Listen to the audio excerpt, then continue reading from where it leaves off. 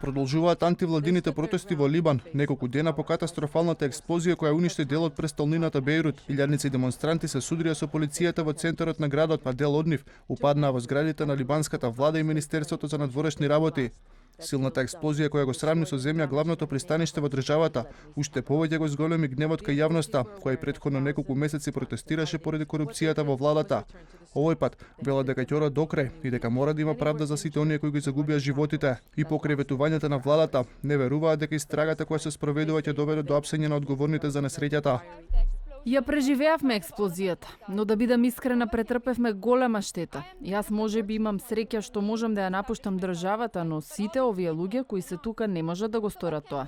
Нема да си одиме од овде.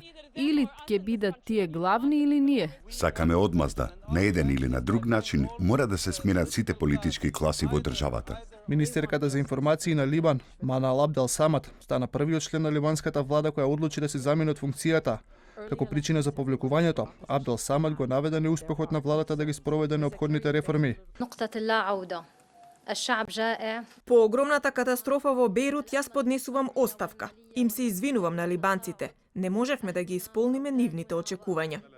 Премиерот на Либан, Хасан Диаб, веќе најави дека ќе предложи одржување на предвремени избори во земјата, откако експлозијата во центарот на Бејрут ја продлабочи кризата со која се соочуваше државата веќе неколку месеци. Во меѓувреме, бројот на загинати се искачи на 158 лица, а повредени се повеќе од 6000.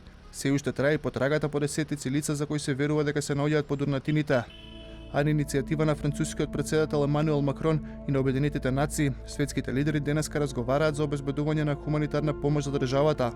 Либанскиот министер за економија веќе соопшти дека на земјата ќе бидат потребни најмалку $15 милиарди за да се справи со моменталната криза.